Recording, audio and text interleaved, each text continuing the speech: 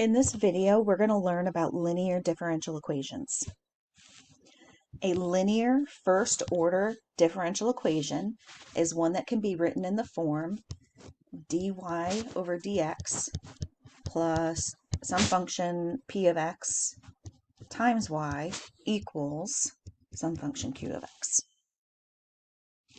Notice that we said it can be written in this form, which means you could be asked to solve one of these equations where to start the problem you have to get it into this form.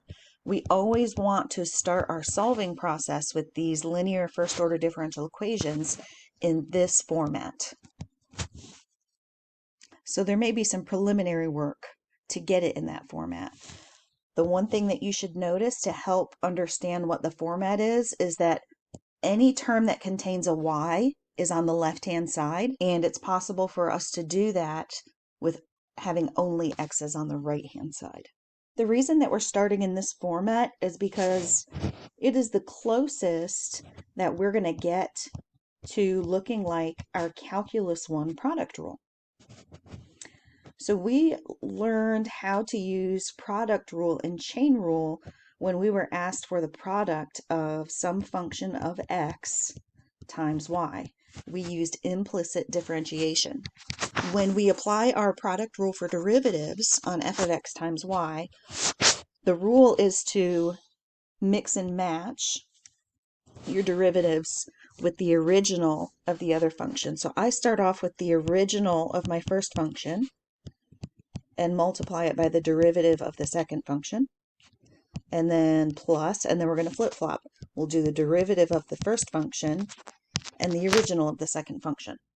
And if we compare this to the format we want on the left-hand side of our linear differential equations, there are several elements in common. We have the dy dx in the first term, and then we have y times some function of x in the second term. The one piece that's missing, and this is the one piece that we need to learn about, is the f of x here. We're going to have to introduce that f of x into our linear differential equation in order for it to match up perfectly with a product rule. So most of the work that goes into solving these problems is figuring out the correct f of x to use. Now we don't know what we want f of x to equal, but we do know that once we find it, we're going to have to multiply through the left-hand side of our differential equation in order to make that first term match up perfectly, where we have some function of x times dy dx, which is exactly what we have here. So if I multiply through the left-hand side of my original differential equation by f of x, we get f of x times dy dx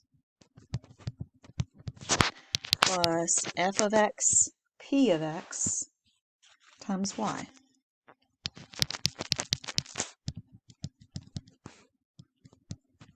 And I'm not really concerned with the right-hand side of the equation right now. I'm just trying to get you to see how our equation will match up with a product rule. So now the entire first term matches the product rule, and we need to make sure that the second term matches up as well. And from that, we get a relationship here between the f's and the p's. In order for those to match up, we need to make sure that f prime of x is equal to f of x times p of x. So what we're saying is we need to find some function whose derivative is equal to the original function, the entire exact original function, and then times some other function. There is only one type of function that we are guaranteed its derivative will always contain itself in there.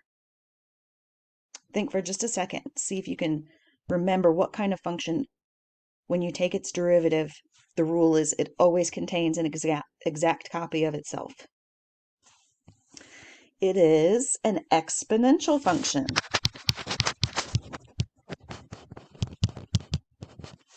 If I were asked to ask you to take the derivative of e to, let's say, some h of x, we would use the chain rule that says first take the derivative of the outside, which is the base e, and the rule for taking the derivative of a e is it's just equal to itself. And then chain rule says we need to multiply by the derivative of the exponent.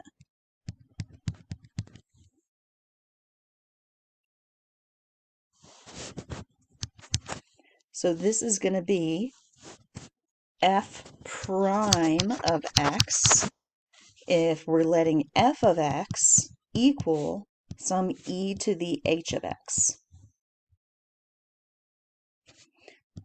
This is enough information to figure out what h of x is, because if we compare it to this, yep, f of x is e to the h of x, and p of x is h prime of x.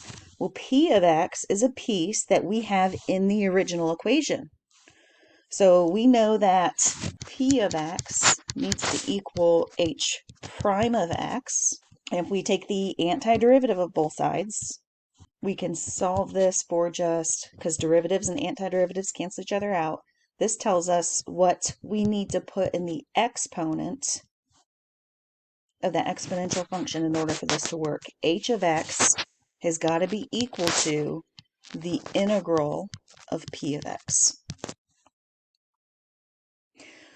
We call this value here, this e function, we call it our integration factor or integrating factor, because finding that value and multiplying through by it will allow us to turn this entire problem into just basically an integration problem.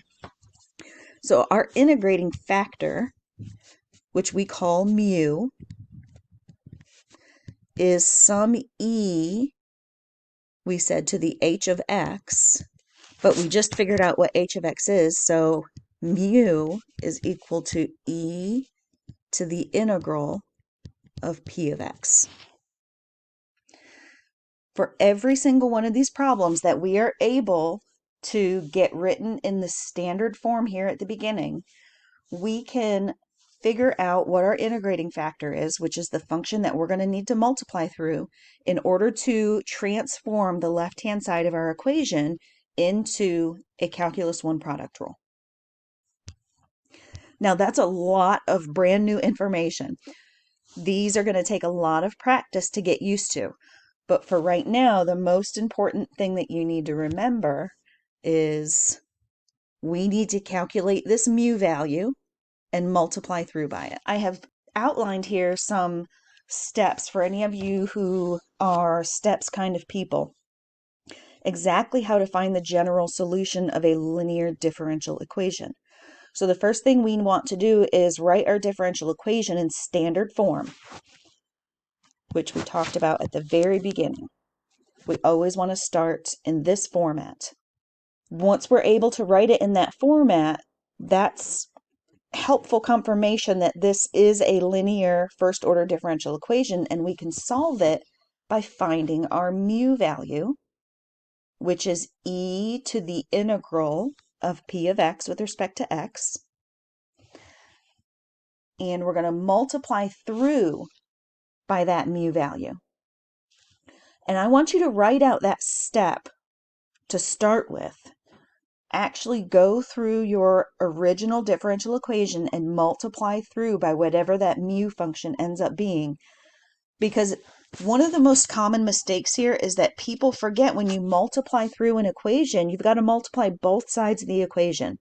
So it's important that you remember early on that that mu needs to be multiplied by the right-hand side of the equation where we have the q of x as well. I'm going to add a little intermediate step here because we're going to have mu times dy dx plus mu times p of x times y equals mu times q of x. Now we have already said that f of x is mu and f prime of x is mu times the derivative of the exponent, and since the exponent is an integral, the derivative and the integral cancel out. Our f prime is the mu p of x.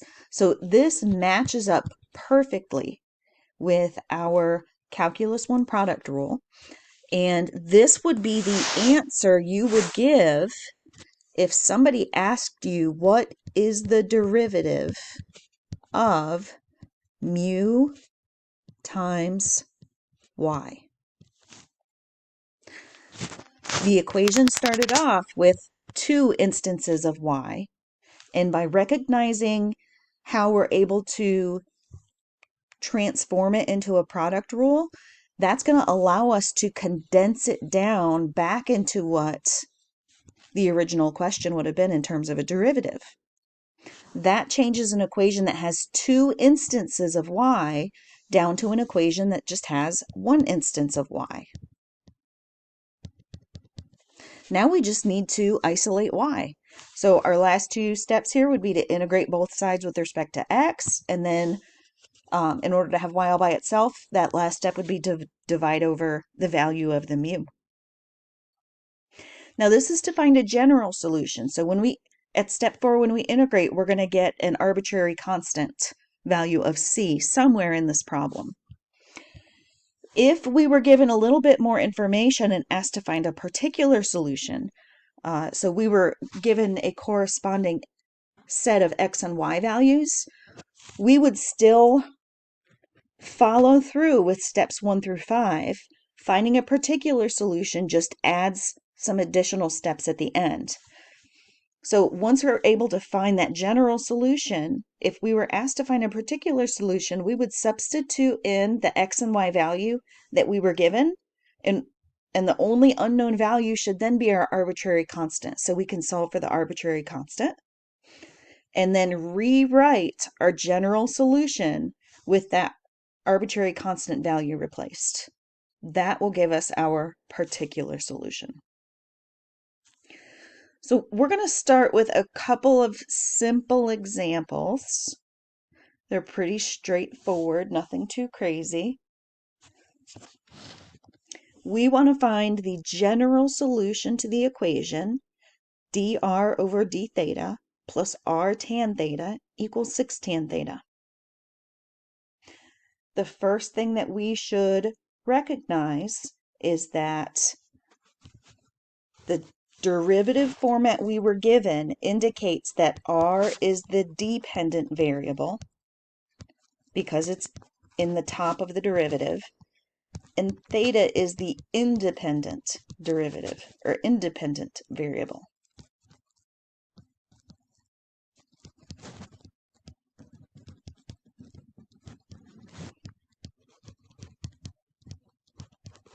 That means r is some function of theta. R is dependent upon theta.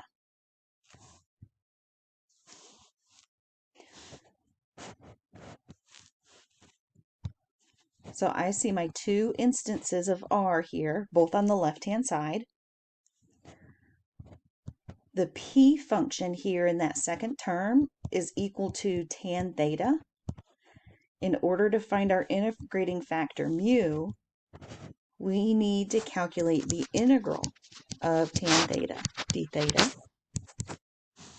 which is negative natural log of cosine theta. And you might look at that and say, I remember something about e's and natural logs. They should cancel, but be very careful. They only cancel when there is nothing blocking the way between them. Right now, that negative sign is blocking their way. So that negative symbol needs to be moved. Anytime you have a negative symbol in front of a natural log, you can think of it as a coefficient of -1.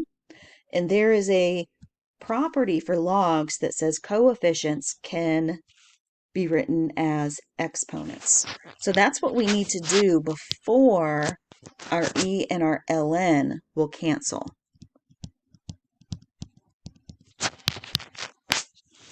Then we're just left with cosine of theta to the -1, which is secant theta. We have found our integrating factor mu, and it is equal to secant theta.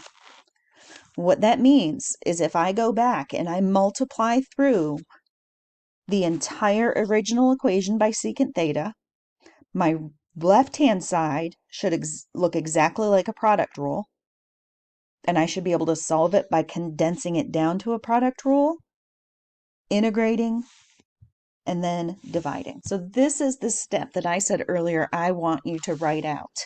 I actually want you to write out your mu value multiplied through by the original equation, the entire original differential equation.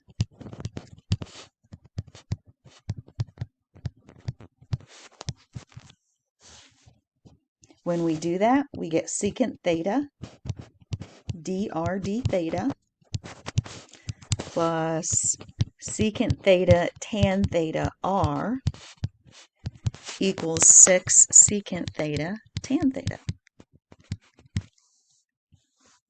What we have on the left-hand side now is a product rule between secant and r. If we compare this right here with our product rule,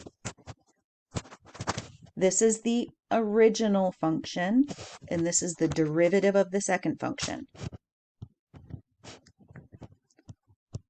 This is the derivative of the original function, and this is the second function. So somebody must have expanded out a product rule on secant theta times r in order to get this entire left-hand side. It's going to be much more beneficial for us to condense it back down into a product rule question, because it takes an equation that has two instances of r and collapses it down to just one instance of r. And in that case, we can solve for r just by using opposite operations and isolating r. So first we've got to get rid of the d theta. The opposite of derivative is antiderivative, so we'll take the antiderivative of both sides. That gives us secant theta times r equals 6 secant theta plus c.